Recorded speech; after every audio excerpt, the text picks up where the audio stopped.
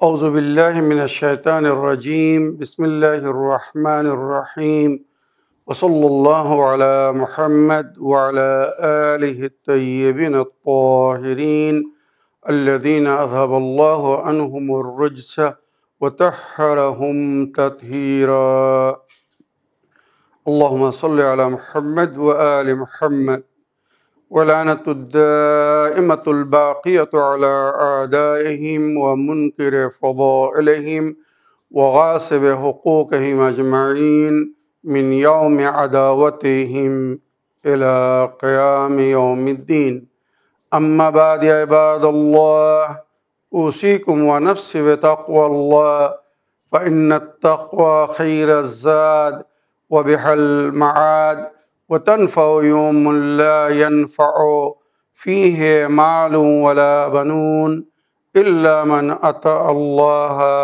بقلب سليم وصلى الله على محمد وعلى آله الطيبين الطاهرين اللهم صل على محمد وآل محمد وعجل فرجهم আমার প্রিয় দর্শক ও শ্রোতাবৃন্দ আসসালামু আলাইকুম ওয়া রাহমাতুল্লাহি ওয়া বারাকাতুহু। আপনাদের সকলকে আন্তরিক সালাম ও শুভেচ্ছা জানিয়ে আজকের অনুষ্ঠান ইসলাম ইন বাংলায় আপনাদেরকে স্বাগতম জানাই।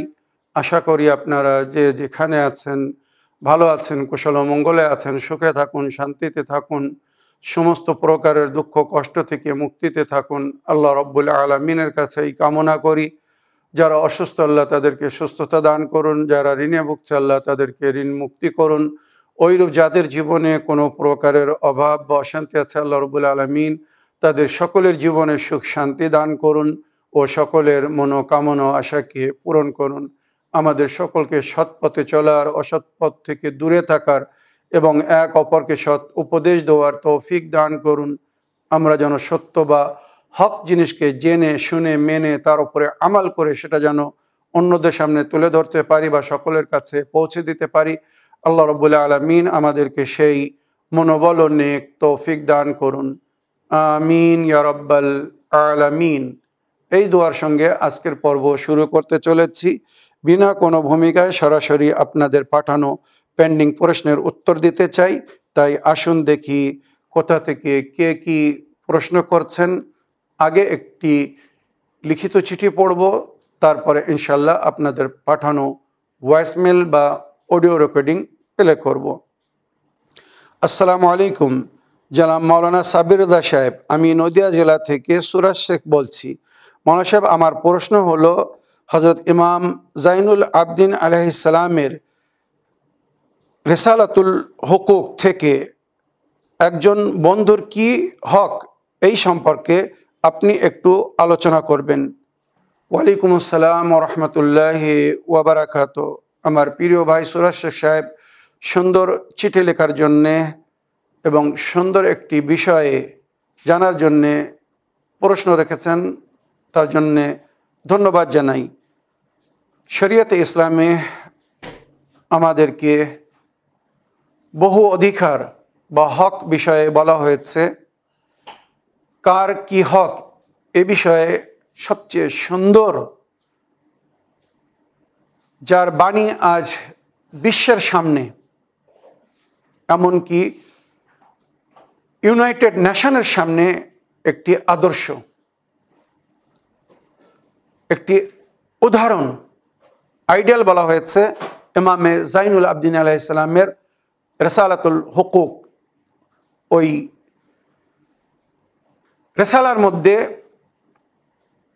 50টি বা কিছু সাহিফা হিসাবে 51টি হুকুকের জিকির হয়েছে।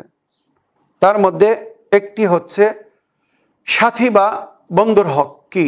তো ওখানে ইমামে জাইনুল আবদিন আলাইহিস সালাম বলেছেন, যেটা আমি আপনাদেরকে পড়ে শোনাচ্ছি, যে একটা বন্ধু অন্য আরেক বন্ধুর উপরে কি হক রাখে, কি অধিকার রাখে। ইমামে জাইনুল আবদিন আলাইহিস সালাম বলছেন, আম্মা হাক্কুস সাহিব ফাআন তাসহাবাহু বিল ফাদলে মা ওয়াজাদতা ইলাইহি সাবিলা। তোমার যে সাথী বা বন্ধু, তার সঙ্গে সব সময় ফজল মানে কারোর সঙ্গে দয়া করা, মায়া করা, কারোর উপকার করা, কারোর ভালো করা, এগুলোকে শরীয়তের ভাষায় ফজল হয়েছে, ফজল বলা হয়েছে। যেমন আমরা বলি আল্লাহর ফজল করম, যে আমি সুস্থ আছি, স্বাস্থ্য আছি। তো বন্ধুর সঙ্গে ফজল করতে বলা হয়েছে, অর্থাৎ তার সবসময় উপকার করো, তার সঙ্গে নেকি করো, ভালো করো, যে পথ দিয়ে হোক, যেভাবেই হোক তার ভালো করতে পারো, ভালো করো। মা ওয়াজাত্তা ইলাইহি সাবিলা, যেভাবে রাস্তা পাবে সেইভাবে তার সঙ্গে নেকি করো। ওয়া ইল্লা ফালা আকাল্লু মিনাল ইনসাব, আর যদি তার সঙ্গে আর্থিক সহযোগিতা বা তার প্রয়োজন হিসেবে তার মদত যদি নাও করতে পারো, তো কমস কম তার সঙ্গে ইনসাফ করো, অন্যায় করো না, তার সঙ্গে ন্যায় করো। ওয়া আন তুকরিমহু কামা ইউকরিমুক, যেভাবে সে তোমার সম্মান করে তুমিও তার সম্মান করো। ওয়া তাহফাযহু কামা ইয়াহফাযাক, সে যেমন তোমার হেফাজত করছে, তোমার সম্মানের রক্ষা করছে, তুমি যখন থাকো না তোমার পিছনে তোমার সমস্ত মানে পরিবার বা হয়তো তোমার যারা বিশেষ বিশেষ তাদের খেয়াল রাখে, ওইরূপ তার পেছনে তার বিশেষদের আপনদের খেয়াল রাখো, তার রক্ষা করো।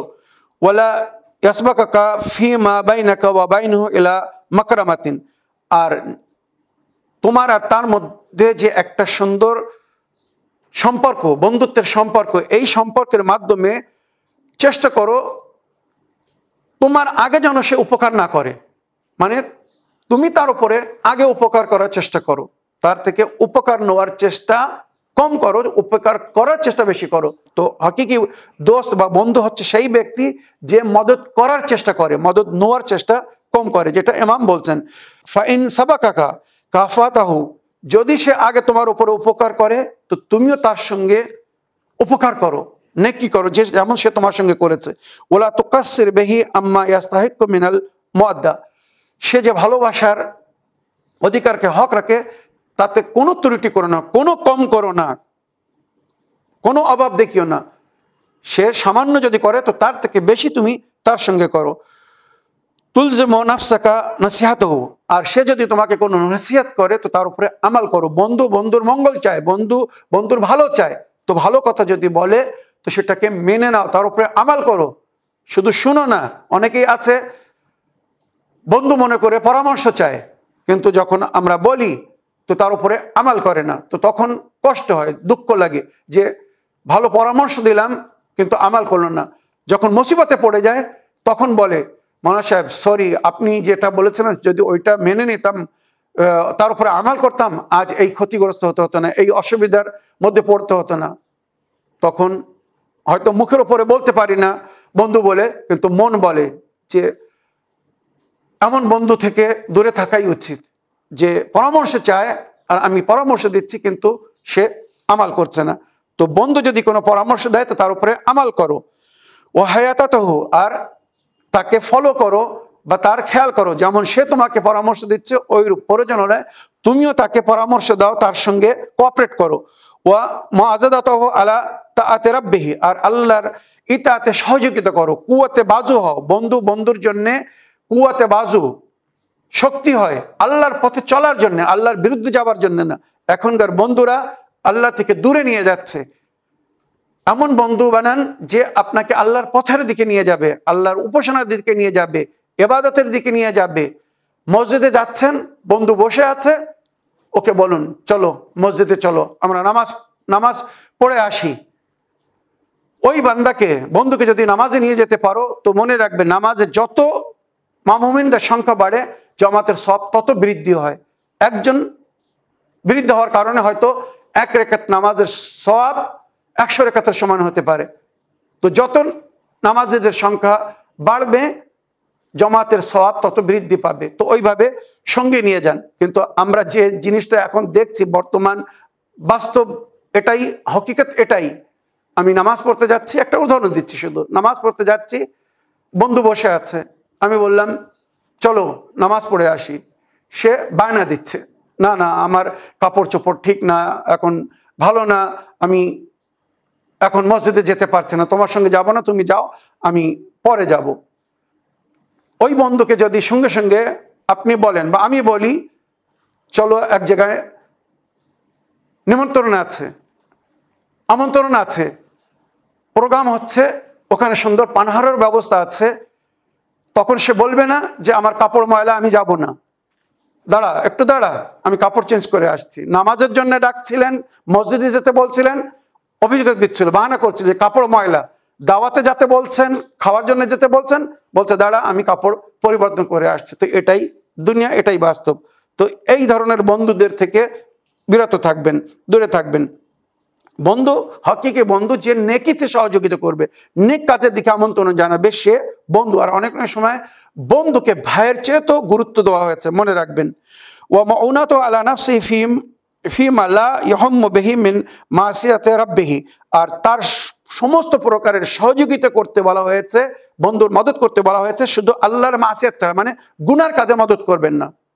কোরআন বলছে তাআওয়ানু আলাল বিররি ওয়াত তাকওয়া ওয়ালা তাআওয়ানু আলাল ইসমি ওয়াল উদওয়ান, নেকিতে একে অপরের সহযোগিতা করো, আল্লাহর পথে চলার জন্য সহযোগিতা করো, আল্লাহর বিরুদ্ধে সহযোগিতা করো না, অন্যায় বা পাপে বা জুলুম অত্যাচারে কেউ কারো সাথ দিও না।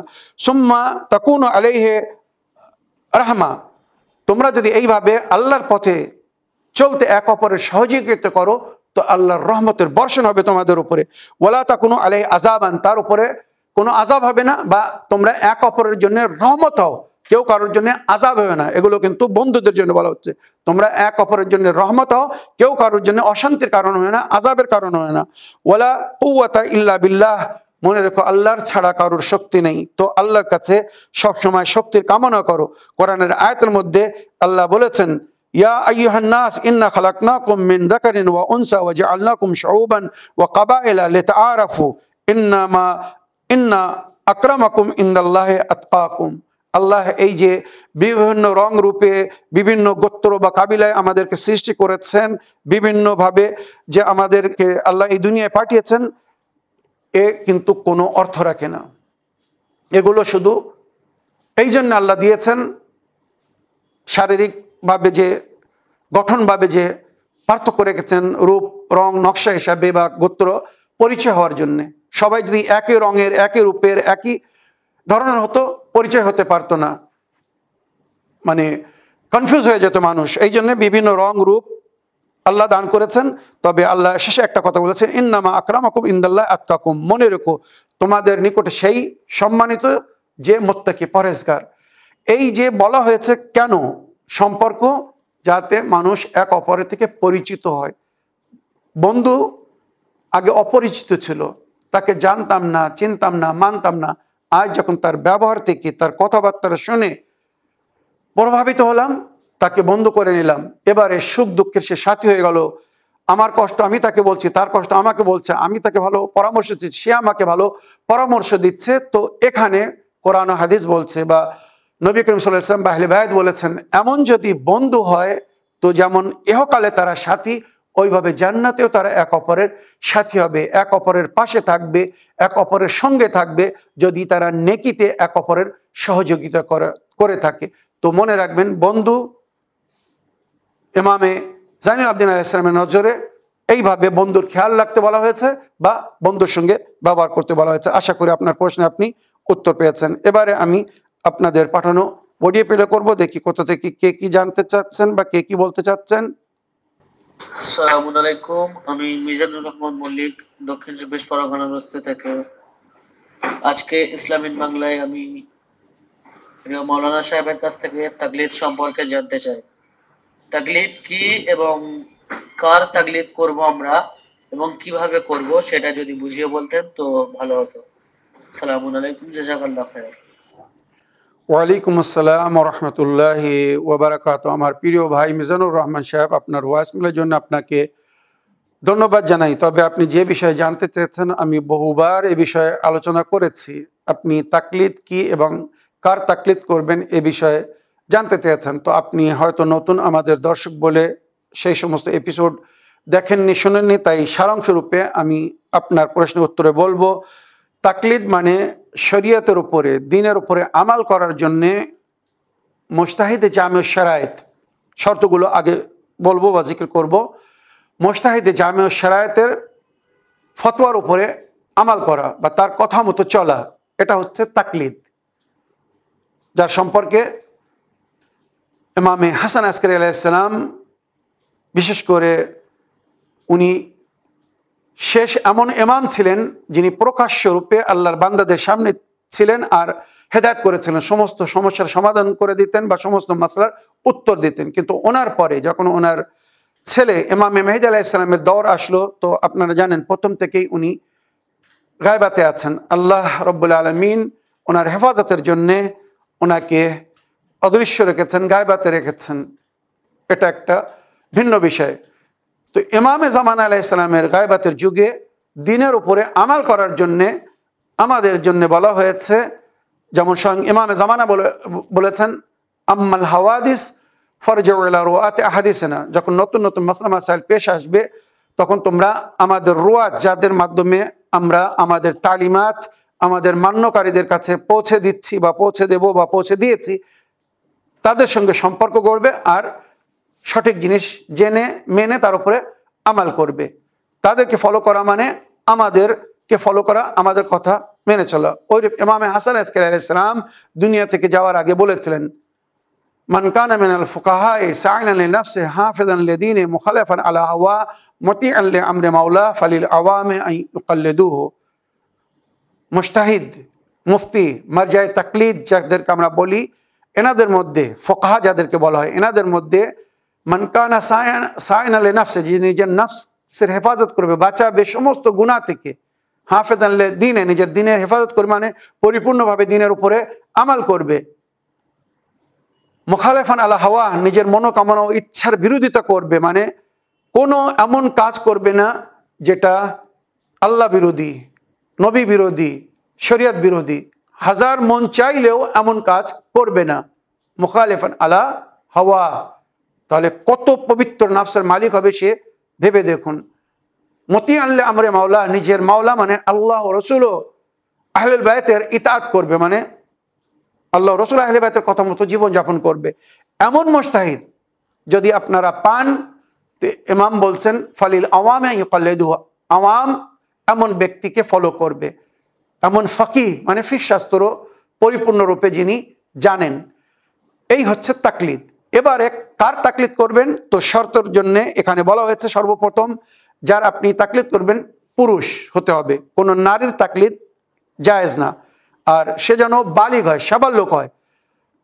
যদি কোনো মুজতাহিদ নাবালিগ হয় তার তাকলিদ জায়েজ না। শরীয়তে বা আমাদের ইসলামিক ইতিহাসের মধ্যে লেখা হয়েছে, আল্লামা হিল্লি রাহমাতুল্লাহ আলাইহি, উনি বিখ্যাত একজন আলিম ছিলেন, মারজায়ে তাকলিদ ছিলেন, যুগের ইমামের সঙ্গে সাক্ষাৎ করেছিলেন, সমস্যার সমাধান পেয়েছিলেন। উনি 9 বছর বয়সে মুজতাহিদ হয়ে গিয়েছিলেন, সামান্য 9 বছর বয়স, কেননা শিক্ষিত ফ্যামিলিতে উনি জন্ম নিয়েছিলেন, আলিমের বা ওলামার বংশধরী ছিলেন। সুতরাং 9 বছর বয়সে বাল্যকাল থেকে উনি, মানে যখন থেকে কথা বলতে শিখেছিলেন, লেখাপড়া করতে শিখেছিলেন, সেখান থেকে পরিশ্রম করে 9 বছর বয়সে উনি ইজতিহাদের দরজায় পৌঁছে গিয়েছিলেন। কিন্তু ওনার তাকলিদ হয়নি। কেন? উনি এখনো বালিগ হননি। ছেলেরা 15 বছর বয়সে বালিগ হয়। তো এখানে শরীয়ত বলছে বালিগ হওয়া মানে তার উপরে আহকামে শরীয়ত যেন লাগু হয়। তো পুরুষ হতে হবে, নারীর তাকলিদ করা যাবে না, বালিগ হতে হবে, সাবালক হতে হবে, আকিল বুদ্ধিজীবী হতে হবে। এমন ব্যক্তিকে আপনি ফলো করতে পারবেন না যে মেন্টালি ডিস্টার্ব। বুদ্ধিজীবীর জন্য ইশারা যথেষ্ট।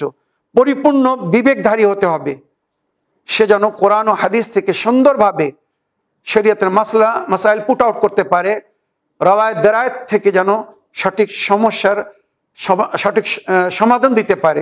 তাই আকিল হতে হবে, পরিপূর্ণ বিবেকধারী হতে হবে, শিয়া ইসনা আশারি হতে হবে। শিয়া ইসনা আশারি মানে 12 ইমামের মান্যওয়ালা শিয়া মুজতাহিদের তাকলিদ করতে হবে। এছাড়া যদি অন্য কোনো মুজতাহিদের তাকলিদ করেন যে 12 ইমামকে মানে না, তো শরিয়াতে জায়েজ না, তার ফতোয়ার উপরে আমাল করা যাবে না, তাকে ফকিহ রূপে গ্রহণ করা যাবে না। হালাল জাদাহ মানে পবিত্র সন্তান হয় যেন, খোদা না করুক যদি কারোর জন্ম নিয়ে সন্দেহ থাকে, তো এমন মুজতাহিদ মাওলানা যেই হোক না কেন, মুফতির কথা শোনা যাবে না, আমাল করা যাবে না। হালাল জাদা হতে হবে। আদিল, আদিল মানে সমস্ত দ্বীনের আহকামের উপরে সে যেন আমাল করে, জেনে শুনে কোনো হারামকে না করে আর ওয়াজিবকে না ছাড়ে। কমস কম আদিলের পরিচয়, সে যেন কোনো ওয়াজিবকে ত্যায্য না করে, ত্যাগ না করে। নামাজ, রোজা, হজ, যাকাত যত ওয়াজিবাত আছে কোনো একটা সে যেন না ছাড়ে, আর কোনো হারাম কাজ যেন না করে। এগুলো পরিবেশ থেকে বোঝা যায়, আশেপাশের লোক থেকে বোঝা যায়, জানা যায়, যাদের সামনে ওই ব্যক্তি জীবনযাপন করছে। আলামহ, এখানে এহতিয়াতান বলা হয়েছে, যার আপনি তাকলিদ করবেন আপনার নজরে সে যেন যুগের অন্য সমস্ত উলামা আলিমে দ্বীন থেকে যেন বেশি শিক্ষা রাখে, এটাই উত্তম। কোরআন হাদিসে বলা হয়েছে আল আফজাল ফাল আফজাল, মানে যে বেশি উত্তম তাকে ফলো করো।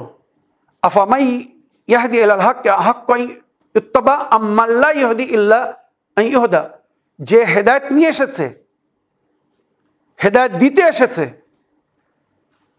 তাকে অনুসরণ করার হক বেশি না তাকে অনুসরণ করবেন যে হেদায়েত নিতে এসেছে, বা যতক্ষণ হেদায়েত না পেয়েছে ততক্ষণ কিছু বলার ক্ষমতা রাখেনি বা কিছু বলতে পারেনি। আহলে বাইত যাদেরকে আমরা ফলো করি, এনারা ইলমে লাদুন্নের মালিক, আল্লাহর তরফ থেকে সমস্ত শিক্ষা গ্রহণ করে এসেছিলেন, আল্লাহ এনাদেরকে সমস্ত জ্ঞান দান করেছিলেন। কিন্তু দুনিয়া সেই আহলে বাইতকে ছেড়ে তাদের পেছনে গিয়েছিল, যারা সেই আহলে বাইতে থেকে, নবী এবং নবীর আহলে বাইতে থেকে শিক্ষা লাভ করে কিছু হয়েছিল। এর থেকেও বেশি আর কিছু বলার প্রয়োজন নেই। তো এখানে বলা হচ্ছে মুজতাহিদকে আলাম হতে হবে, মানে সর্বাধিক শিক্ষিত হতে হবে, বিশেষ করে আদিল্লাহ আরবা, মানে কোরআন, হাদিস, আকল, ইজমা, এই যে চারটি জিনিসকে শরিয়াতে দলিল বলা হয়েছে, এই চারটে বিষয়ে যেন উনি বিশেষজ্ঞ হয়, পরিপূর্ণভাবে এর উপরে যেন উনি জ্ঞান রাখেন, বা পরিপূর্ণরূপে এর উপরে যেন ওনার হোল্ড থাকে, পাকড় থাকে, সেই মুজতাহিদ। আর শেষ কথা হচ্ছে জীবিত, জিন্দা। আপনি এখন যদি তাকলিদ করতে চান এমন মুজতাহিদ যিনি দুনিয়ায় বেঁচে নেই, মারা গিয়েছেন, ওনার ফতোয়ার বই আছে, তো আপনি কি ওই মুজতাহিদের তাকলিদ করতে পারবেন তার বই দেখে? না। সুতরাং শরীয়ত বলছে প্রথম যখন আপনি তাকলিদ শুরু করবেন তো জীবিত মুজতাহিদের, যে বেঁচে আছে তার তাকলিদ করতে হবে, যে মারা গিয়েছে তার তাকলিদ করা যাবে না। হ্যাঁ, আপনি কারোর তাকলিদ করছিলেন, সে দুনিয়া থেকে চলে গেল, তখন তার ফতোয়ার উপরে আপনি বাকি থাকতে পারেন, যেটা অধিকাংশ মুজতাহিদিনগণ বলেছেন। আবার কিছু মুজতাহিদিনগণ বলেছেন না, নতুন মুজতাহিদের দিকে রুজু করতে হবে, বিশেষ করে নতুন নতুন মাসলা মাসাইল যখন আসবে তখন নতুন মুজতাহিদকে ফলো করতে হবে। তো আশা করি তাকলিদ কি আর কার তাকলিদ করতে হবে আপনি বুঝতে পেরেছেন। এবারে আমি আর একটা লিখিত চিঠি পড়ব, তারপরে ইনশাল্লাহ আপনাদের পাঠানো ভয়েসমেল বা অডিও রেকর্ডিং প্লে করব। আসসালামু আলাইকুম, জনাব মৌলানা সাবির রেজা সাহেব, আমি নদিয়া জেলা থেকে সুরাজ শেখ বলছি। মৌলানা সাহেব, আমার প্রশ্ন হলো, হযরত ইমামে মেহেদী আলাইহিস সালামের সাথে অনেক আরিফ ব্যক্তিদের সাক্ষাৎ হয়েছে, কোনো একজন আরিফ ব্যক্তির সাথে হযরত ইমাম মেহেদী আলাইহিস সালামের সাক্ষাতের ঘটনা আপনি একটু বলবেন। ওয়ালাইকুম আসসালাম ওয়া রাহমাতুল্লাহি ওয়া বারাকাতুহু। আমার প্রিয় ভাই সুরাজ শেখ সাহেব, এত সুন্দর চিঠি লেখার জন্য এবং বিশেষ একটি বিষয় জানার জন্য যে আপনি আবেদন করেছেন, আপনাকে ধন্যবাদ জানাই। আমি এখানে আমাদের বিশেষ একজন আলিম, যার অনেক সুনাম আছে, ওনার নাম হচ্ছে মোল্লা মোহাম্মদ বাকির দামাদ, মীর দামাদ ওনাকে বলা হয়, মোল্লা মোহাম্মদ বাকির দামাদ। উনি মুজতাহিদ ছিলেন, নজফে আশরাফে উনি ছিলেন। আর আপনারা জানেন আমাদের মুজতাহিদিনরা, যাদের আমরা তাকলিদ করি, ডাইরেক্ট নইলে ইনডাইরেক্ট, এনারা যুগের ইমামের সঙ্গে সম্পর্কে থাকেন। মনে রাখবেন, এখানে কিছু রাজ আছে যেগুলো হয়তো এখন বলতে পারছি না। কোনো সমস্যা হলে মাওলার দরবারে যেতেন। এখানে এই মুজতাহিদ আয়াতুল্লাহ মোল্লা মোহাম্মদ বাকির সাহেব এক বিষয় নিয়ে খুব চিন্তিত ছিলেন, একটি মাসলার উত্তর পাচ্ছিলেন না। ওনার কাছে জিজ্ঞাসা করা হয়েছিল, কিন্তু উনি কোরআন হাদিস থেকে তার সঠিক উত্তর খুঁজে পাচ্ছিলেন না। তো উনি নিজের মাসলা লিখে মাওলা আলী আলাইহিস সালামের জারিতে ফেলে দিলেন। মাওলা আলী আলাইহিস সালামের কবর মাজারের উপরে যে জারি আছে, ওই জারির মধ্যে ফেলে দিলেন। মাওলাকে সালাম জানিয়ে বললেন, মাওলা, আমার এই প্রশ্নের আমি উত্তর চাই, মাওলা আমার মদত করুন। এই চিঠি ফেলে দেওয়ার পরে উনি ওখানে বসে মাওলার দরবারে জিয়ারত পড়ে ইস্তেগাসা করছিলেন, অপেক্ষায় ছিলেন যে মাওলার তরফ থেকে আমি কোনো উত্তর পাব বা আমার মাসলার কোনো, আমার সমস্যার কোনো সমাধান দেওয়া হবে। উনি বসে হাতে দুয়ার বই নিয়ে বা জিয়ারাতের বই নিয়ে বা যেগুলো ঘটনার মধ্যে লেখা হয়েছে, কোরআন ছিল হাতে, নইলে দুয়ার বই ছিল, উনি পড়ছিলেন, জিয়ারাত পড়ছিলেন। এমন সময় ওনার কোছড়ে মানে কোলে একটা চিঠি পড়লো। যে চিঠি উনি ভেতরে ফেলে দিয়েছিলেন সেটা ফিরে আসলো, আর তার নিচে লেখা ছিল যে এখন তোমার ইমাম মসজিদে কুফায় আল্লাহর উপাসনা বা ইবাদতে আছে, ওখানে যাও, তোমার যুগের ইমামের সঙ্গে সম্পর্ক গড়ো, তার কাছে মাসলা জিজ্ঞাসা করো। এটা কিন্তু আমাদের জন্য একটি সুন্দর শিক্ষা। মাওলা আলী আলাইহিস সালাম রুহানি স্পিরিচুয়াল রূপে যেভাবে সহযোগিতা করছিলেন, মাওলা যদি চাইতেন ওখানে ওই প্রশ্নের উত্তর, মাসলার উত্তর দিয়ে দিতে পারতেন, যে তুমি যে মাসলা জিজ্ঞাসা করছো তার উত্তর হচ্ছে এই, কিন্তু মাওলা আলী আলাইহিস সালাম সেটা করেননি।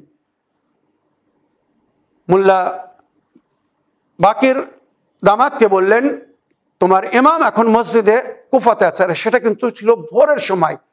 মনে রাখবেন আজও মারাজে কেরাম বা আয়াতুল্লাহরা কিন্তু দিনের বেলা যখন ভিড় থাকে তখন রওজায় যান না, ওনারা অধিকাংশ ভোরের আজানের আগে সাহারের সময় রওজায় যান। ওটা একটা বিশেষ সময় হয়, ওই সময়ের কিন্তু কোরআনে প্রশংসা হয়েছে, আল্লাহ নিজের প্রিয় বান্দাদেরকে, ওলিদেরকে নিজের দরবারে আসার জন্য আমন্ত্রণ জানিয়েছেন। সুতরাং ওই সময় উনি পবিত্র আস্তানায় মাওলা আলী রওজায় গিয়ে উনি যখন প্রার্থনা করলেন, অনুরোধ করলেন, তো মাওলা আলীর তরফ থেকে এইভাবে ওনাকে উত্তর দেওয়া হলো যে তুমি মসজিদে কুফায় যাও, ওখানে তোমার যুগের ইমাম উপাসনা করছেন, ইবাদত করছেন, ওনাকে গিয়ে তোমার মাসলা বলো, যেটা সঠিক উত্তর হবে বলে দেবে। উনি ওই চিঠি পড়ে সঙ্গে সঙ্গে ওখান থেকে উঠলেন, আর ভোরের আজান হওয়ার আগে উনি ওখান থেকে মানে দৌড়াতে দৌড়াতে আমরা বলবো, উনি জওয়ান বয়সে ছিলেন, ওখান থেকে পৌঁছে গেলেন মসজিদে কুফায়। মসজিদে কুফায় গিয়ে যখন দেখছেন তো এখনো সকালের আজান হয়নি, সেই সময় সকালের আজানের কিছুক্ষণ আগে দরজা খোলা হতো, কিন্তু ইনি যখন পৌঁছেছিলেন তখন দরজা খোলা ছিল না। কিন্তু যেই উনি দরজার সামনে গিয়েছেন অটোমেটিক আপনি দরজা খুলে গেছে, গেট খুলে গেছে, যেন কারোর তরফ থেকে ওনার আগমনের খবর দেওয়া হয়েছিল। সুতরাং দরজা আগে থেকে খুলে দেওয়া হচ্ছে, সমস্ত দরজা খুলে দেওয়া হলো। উনি যখন ভেতরে মসজিদে প্রবেশ করলেন তো দেখলেন মেহরাবে এক নূর আল্লাহর উপাসনায় ব্যস্ত আছে, সবুজ পোশাক, সবুজ আমামা, সবুজ আবা কাবা পরে কেউ আল্লাহর উপাসনায় বা ইবাদতে ব্যস্ত আছেন। যেমন ওনাকে বলা হয়েছিল, উনি পিছনে গিয়ে দাঁড়িয়ে অপেক্ষা করছেন কখন ইমামের নামাজ শেষ হবে, তারপরে উনি ইমামের সঙ্গে কথা বলবেন। অপেক্ষা করার পরে কিছুক্ষণ পরে যখন ইমামের নামাজ শেষ হলো তখন মীর দামাত বা মোল্লা মোহাম্মদ বাকির সাহেব উনি পিছন থেকে সালাম করলেন আর বললেন, মাওলা আপনার দরবারে এসেছি প্রশ্নের উত্তর নেওয়ার জন্যে। তো ওখানে একটি ভিন্ন কথা ব্র্যাকেটে বলা হয় যে আমি তোমার যুগের ইমাম, তুমি সরাসরি কেন আমাকে খোঁজনি, আমার সঙ্গে সাক্ষাতের চেষ্টা করনি বা আমার কাছে কেন আসনি, আমার দাদা পাঠিয়েছে বলে এসেছ? এটাও কিন্তু একটা শিক্ষা। মাওলা আলী বলেছেন নিজের যুগের ইমামের কাছে যাও, আর যুগের ইমাম বলছেন আমার সঙ্গে সরাসরি কেন সম্পর্ক গড়নি বা করনি বা চেষ্টা কেন করনি। এটাই আমাদের কর্তব্য, আমাদের দায়িত্ব। সূরা আলে ইমরানের শেষ আয়াতে এটাই বলা হয়েছে, ইয়া আইয়ুহাল্লাযীনা ইসবিরু ওয়া সাবিরু ওয়া রাবিতু। এই রাবিতু মানে নিজের যুগের ইমামের সঙ্গে সম্পর্কে থাকো বা সম্পর্ক গড়ার চেষ্টা করো। যখন ইমামরা সামনে ছিলেন, মান্যকারীরা, অনুগামী অনুসারীরা সরাসরি সম্পর্ক করতেন, কিন্তু আমরা কি করব? আমরা তো এমন ইমামের যুগে জীবনযাপন করছি যিনি অন্তরালে আছেন, পর্দায় গায়েবে আছেন। তো স্পিরিচুয়ালভাবে আমাদের মধ্যে এমন একটা শক্তি, এমন একটা রাস্তা ধরতে হবে যার মাধ্যমে আমরা ইমামের সঙ্গে সম্পর্কে আসতে পারি। এ বিষয়েও আমি আলোচনা করেছি। যাই হোক, এখানে ইমামের সঙ্গে সাক্ষাৎ হলো, সালাম করলেন, প্রশ্ন রাখলেন, ইমাম উত্তর দিয়ে দিলেন। এবারে বিদায়ের সময় উনি নিজের তরফ থেকে শুধু একটা প্রশ্ন করলেন, আকা মাওলা, আপনার জোহর কবে হবে? আপনি কবে আবার আবির্ভাব করবেন? সরাসরি সামনে এসে সকলের প্রশ্নের উত্তর দেবেন, সমস্ত সমস্যার সমাধান করবেন। একটা শব্দ মাত্র ইমাম বলেছিলেন, সেটা হচ্ছে করিবান। এই শব্দটা কিন্তু যুগের ইমাম কয়েক সাক্ষাৎকারীকে বলেছিলেন। এর পিছনে একটা রাজ আছে, একটি রহস্য আছে। আমি যখন ইলমে জফর বা ইলমুল আদাদের মাধ্যমে এই জিনিসটিকে জানার চেষ্টা করলাম, তো করিবান শব্দের যে সংখ্যা সেটা হচ্ছে 313। তার মানে হয়তো ইমাম ইশারায় বলে দিলেন যে আমি 313 জন সাথী হওয়ার অপেক্ষা করছি।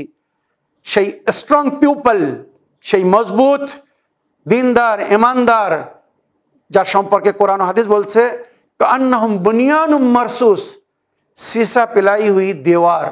সীসা জানেন ভারী কোয়ালিটি হয়, ধাতু হয়, মজবুত হয়। তো ওই ধাতুর দেওয়াল যেমন মজবুত, ওই ধরনের মজবুত ইমানদার মমিনের ইমামে জামানা অপেক্ষা করছেন। 313 জন ওই ধরনের, ওই কোয়ালিটি, ওই কোয়ান্টিটি বা ওই কোয়ালিটির মমিন যখন হয়ে যাবে, তখন ইমাম আবির্ভাব করবেন। আল্লাহ আমাদেরকে তৌফিক দান করুন, আমরা যেন যুগের ইমামের আশা অনুযায়ী নিজেদেরকে প্রস্তুত করতে পারি। আর যখন যুগের ইমামের জোহর হবে, আমরা যেন ওনার সঙ্গী বা সাথী হতে পারি। আল্লাহ আমাদেরকে তৌফিক দান করুন, আমরা যেন ওইভাবে দিনের পথের প্রতীক হয়ে চলতে পারি, যেভাবে যুগের ইমাম, যে ইমামের সঙ্গে কাল হাসরের ময়দানে আমাদেরকে ডাকা হবে, যেভাবে উনি বলেছেন। আমার প্রিয় ভাই সুরাজ শেখ সাহেব, আশা করি এই সুন্দর ঘটনা থেকে আপনি বা আমার অন্য দর্শকবৃন্দরা লাভবান হয়েছেন। এবারে অডিও প্লে করি, দেখি কোথা থেকে কে কি জানতে চাচ্ছেন। আসসালামু আলাইকুম, আমি মিজানুর রহমান মল্লিক, দক্ষিণ 24 পরগনার উস্তি থেকে। দোয়া করি মাওলানা সাহেব ও ইসলামিন বাংলা সমস্ত দর্শক মন্ডলীকে আল্লাহ ভালো রাখুক, সুস্থ রাখুক এবং আমাদেরকে তার রহমতের ছায়াতলে আশ্রয় দান করুক। এই বলে ইসলামিন বাংলার আজকে পর্বে আমি জানতে চাই, একজন ছেলের বাড়ি থেকে একজন মেয়ের বাড়িতে বিয়ের প্রস্তাব গেলে মেয়ের পরিবারের জন্য করণীয় কি? অর্থাৎ কিভাবে একটা মেয়ের পরিবার জাস্টিফাই করবে যে সেখানে তাদের মেয়েকে বিয়ে দেওয়া উচিত কিংবা উচিত নয়, কিংবা এই বিয়ের ক্ষেত্রে যদি আমাদের কোনো ইমামরা বা আমাদের ইমামরা 12 ইমাম বা সদা মাসুমিন আমাদেরকে কোন শর্তাবলী বা বৈশিষ্ট্য দিয়ে গেছে, যেগুলো কোনো ছেলের মধ্যে বর্তমান থাকলে কোনো মেয়ের পরিবারের উচিত সেখানে তাদের মেয়েকে বিয়ে দেওয়া। এইটা ইসলামিক বাংলায় জানতে চাই। দোয়া করি মাওলানা সাহেবকে আল্লাহ ভালো রাখুক, সুস্থ রাখুক। খুদা হাফেজ, ফি আমানিল্লাহ। ওয়ালাইকুম আসসালাম ওরহমতুল্লাহি ওয়াবারাকাত। আমার প্রিয় ভাই মিজানুর রহমান সাহেব ভয়েসমেল করে সুন্দর একটি বিষয়ে জানার জন্যে, প্রস্তাব বা প্রশ্ন রাখার জন্য অনেক ধন্যবাদ জানাই। আপনি জানতে চাচ্ছেন যে কোনো কর্তাপক্ষ, পুত্রপক্ষ যদি কোনো কন্যাপক্ষের কাছে যায় আর বিয়ের প্রস্তাব দেয়, তো কন্যাপক্ষের কর্তব্য বা দায়িত্ব কি, কি শর্ত বা কি গুণাবলী দেখতে বলা হয়েছে ছেলের মধ্যে। তো শরিয়াতে ইসলামিক আদবের মধ্যে যেটা বলা হয়েছে, প্রিয় নবী থেকে নিয়ে আমাদের সমস্ত ইমামগণেরা, নবীর আহলে বাইত যেটা বলেছেন সেটা হচ্ছে বিশেষ দুটো জিনিস। এক, ছেলে দিনদার কিনা, আর দ্বিতীয় জিম্মেদার কিনা। দিনদার এবং জিম্মেদার এই দুটো দেখতে বলা হয়েছে। সে যদি দিনের উপরে পরিপূর্ণভাবে আমাল করে, আর সে যদি জিম্মেদার হয়, মানে নিজের পরিবারকে কিভাবে পালন পোষণ করতে হবে, বাল বাচ্চাদের কিভাবে খেয়াল করতে হবে, সেই যোগ্যতা, সেই ক্ষমতা যদি তার মধ্যে থাকে, তাকে কন্যা দিয়ে দাও, মানা করো না। ইমাম রেজা আলাইহিস সালাম এই বিষয়ে বলেছেন, যদি কোনো মুত্তাকি পরহেজগার ছেলে, দিনদার এবং জিম্মেদার যদি তোমার কন্যার জন্যে প্রস্তাব নিয়ে আসে, তো তাকে রদ করো না। যদি তাকে রদ করে দাও, তো তোমার কন্যা বা তার জন্য যেমন তুমি চাচ্ছ যে বড় ধনী বাপের ছেলের সঙ্গে বিয়ে দেবো, অর্থ থাকবে, আমার মেয়ে সেখানে আনন্দে সানন্দে থাকবে, খুব সুখে শান্তিতে জীবনযাপন করবে, তোমার মেয়ে কিন্তু ওখানে শান্তিতে থাকতে পারবে না। যদি কোনো মুমিন ছেলের অন্তরকে দুঃখ দাও, কষ্ট দাও, সে যদি প্রস্তাব দেয়, তো তাকে মানা করো না। এটাই হচ্ছে শরীয়তের হুকুম। ধন দৌলত আজ আছে, কালকে হয়তো নাও থাকতে পারে, কিন্তু যার মধ্যে গাটস আছে, মানে সঞ্চয় করার, আয় করার, সে যদি নিজে দুটো রুটি খায়, তো নিজের বউ বাচ্চাদেরকেও আগে খাওয়াবে, পরে নিজে খাবে। আর ছেলে যদি দিনদার হয়, তো কখনো আপনার কন্যার উপরে জুলুম করবে না, অন্যায় করবে না, তার সঙ্গে অবিচার করবে না। আজ আমাদের সমাজে নারীদের সঙ্গে এত নির্যাতনা, বিশেষ করে বউদের সঙ্গে, স্ত্রীদের সঙ্গে যেগুলো হচ্ছে, যেগুলো দেখে খুব কষ্ট হয়। এর কারণ কি? যখন মাতা পিতা বা অনেক সময় ছেলেমেয়েরা নিজেরা ভুল সিদ্ধান্ত নেয়, শুধু দুনিয়া রূপ নকশা দেখে যখন বিয়ে করে, তখন এই ধরনের সমস্যা ঘটে। ইসলাম যেটা বলেছে, যদি সেইটাকে ফলো করা হয়, কখনো অশান্তি হবে না। এ বিষয়ে আমার মনে হয় এর চেয়ে তো বেশি বলার প্রয়োজন নেই। আগের অডিও নিয়ে দেখি কোথা থেকে কে কি বলতে চাচ্ছেন। আসসালামু আলাইকুম, আমি মিজানুর রহমান মল্লিক, দক্ষিণ 24 পরগনার উস্তি থেকে। দোয়া করি মৌলানা সাহেবকে আল্লাহ ভালো রাখুক, সুস্থ রাখুক এবং ওনার দীর্ঘ হায়াত দান করুন। তো ইসলামিন বাংলায় আজকে আমার প্রশ্ন, আসলে আমি মৌলানা সাহেব খুব ছোট থেকে চিত্র অঙ্কন করতে ভালোবাসতাম। প্রায় 7-8 বছর আমি চিত্র অঙ্কনও শিখেছি, এবং আমার এটাই ইচ্ছা ছিল যে আমি চিত্র অঙ্কনে আমার ক্যারিয়ার করব। কিন্তু যখন আমার বয়স 14, তখন সাডেনলি আমার আব্বাজান বাড়িতে এসে আমাকে বললেন যে তুই কাল থেকে আর ড্রয়িং ক্লাসে যাবি না, কারণ যারা মানুষ কিংবা পশু পাখি জীবজন্তুর ছবি আঁকে, কিয়ামতের দিন তাদেরকে আল্লাহ তাআলা ওই জীবের মধ্যে রূহ দান করতে বলবেন বা রূহ ফুঁকতে বলবেন, বা ওই মানুষের মধ্যে জীবন দিতে বলবে, এবং তা করতে না পারলে তাদেরকে ভয়ানক শাস্তির সম্মুখীন হতে হবে। তো আমি জানতে চাই, ফিকহে জাফরিয়াতেও কি এমন কোনো অথেন্টিক হাদিস আছে যে কোনো প্রাণী বা মানুষের ছবি আঁকলে তাদেরকে কিয়ামতের দিন আল্লাহ তাআলা জীবন দিতে বলবেন? তো এই বিষয়টা একটু দয়া করে জানাবেন ইসলামিক বাংলাতে। সালামুন আলাইকুম, জাযাকাল্লাহ খায়র। ওয়ালাইকুম আসসালাম রহমতুল্লাহি ওয়াবারাকাত। আমার প্রিয় ভাই মিজানুর রহমান সাহেব, পুনরায় ভয়েসমেল করার জন্য আপনাকে ধন্যবাদ জানাই। আপনি জানতে চেয়েছেন যে চিত্র আঁকা শরিয়াতে ইসলামে জায়েজ কি না। তো এ বিষয়ে আপনি আপনার পিতার থেকে যে রওয়ায়াতটি শুনেছেন, যে হাদিসটি শুনেছেন, ওটাই বাস্তব, ওটাই অথেন্টিক। নবী করিম সাল্লাল্লাহু আলাইহি সাল্লাম মানা করেছেন চিত্র আঁকতে। রওয়ায়াতের মধ্যে যেটা উল্লেখ হয়েছে, পরিপূর্ণ চিত্র, মানে যেটাকে বলা হয়েছে 4D, মানে পুতুল, যেটাকে আমরা স্ট্যাচু বলে থাকি। দীর্ঘবর্গ সমস্ত দিক থেকে যদি একটি পুতুল বা স্ট্যাচু তৈরি করা হয়, আজকাল এমন এমন স্ট্যাচু তৈরি হচ্ছে, পুতুল তৈরি করা হচ্ছে, মানুষের মতো তৈরি করা হচ্ছে, মনে হবে যেন একদম অরিজিনাল মানুষ। তো এমন যদি কেউ তৈরি করে, তো আল্লাহ কিয়ামতের দিনে তাকে বলবে, মরার পরে তাকে বলবে, তুমি এই যে তৈরি করেছিলে, এর মধ্যে রূহ প্রদান করো। সে রূহ প্রদান করতে পারবে না। তখন আল্লাহ তাকে বলবে, কেন ওই কাজ করেছো যেটা সম্পূর্ণ করার ক্ষমতা তোমার নেই? আমার কাজ তুমি করতে যাচ্ছে কেন, বা আমার কাজ তুমি কেন করতে গিয়েছিলে?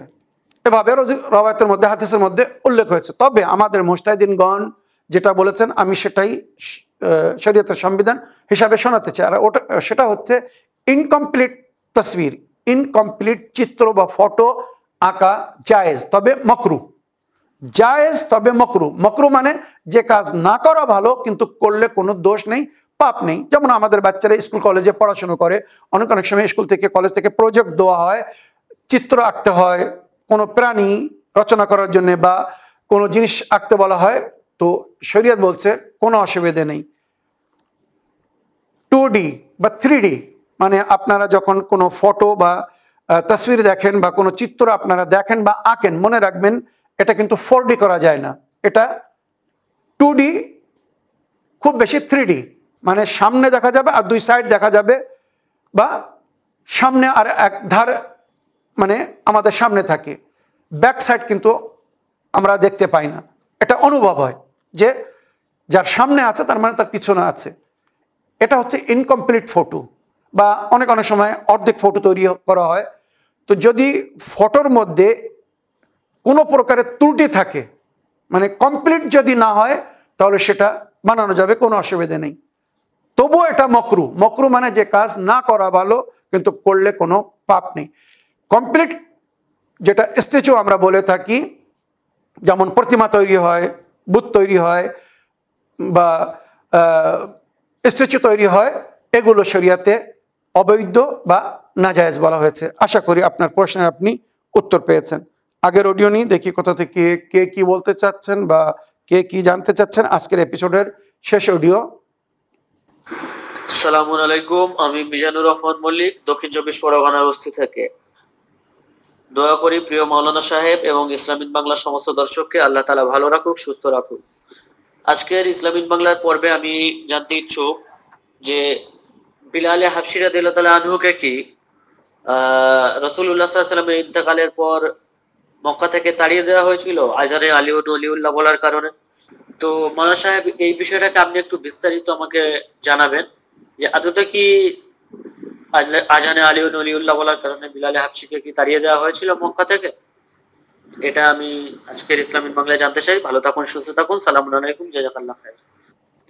ওয়ালাইকুম আসসালাম ওয়া রাহমাতুল্লাহি ওয়া বারাকাতুহু। আমার প্রিয় ভাই মিজানুর রহমান সাহেব, আপনাকে ধন্যবাদ জানাই। আপনি যে বিষয়ে জানতে চাচ্ছেন বা জানার জন্য অডিও রেকর্ডিং পাঠিয়েছেন, জানাবে বিলালে হাবাশিকে মদিনা থেকে কেন তাড়িয়ে দেওয়া হয়েছিল বা উনি মদিনা কেন ছেড়ে দিয়েছিলেন, এ বিষয়ে আমি বিস্তারিত আলোচনা করেছি, এর আগে অনেকবার বলেছি। তবুও আপনার প্রশ্নের উত্তরে সময় সীমিত হওয়ার কারণে শুধু 1 থেকে 1.5 মিনিটের মধ্যে আমি বলবো যে ইবনে হাজারে আসকালানি তারিখে বিলাদুশ শামের মধ্যে বা অন্য অনেক রাবিরা নিজেদের বইয়ের মধ্যে যেটা লিখেছে, ইতিহাসের মধ্যে যেটা আমরা পেয়েছি, নবী করিম সাল্লাল্লাহু আলাইহি ওয়াসাল্লামের পরে জানাবে বিলালে হাবাশি আজানে আশহাদু আন্না মুহাম্মাদ রাসূলুল্লাহর পরে আশহাদু আন্না আলিয়ান ওলিউল্লাহর জিকির করেছিলেন। আর এটা কিন্তু গাদিরে খুমের ঘোষণার পরে, এলানের পর থেকে শুরু হয়েছিল। আর জানাবে সালেমানে ফারসি, জানাবে আবু যার গাফফারি, ওনারাও যখন আজান দিতেন আশহাদু আন্না মুহাম্মাদ রাসূলুল্লাহর পরে আশহাদু আন্না আলিয়ান ওলিউল্লাহ বলতেন। তো জানাবে বিলালে হাবাশি উনিও আলিয়ান ওলিউল্লাহ বলতেন।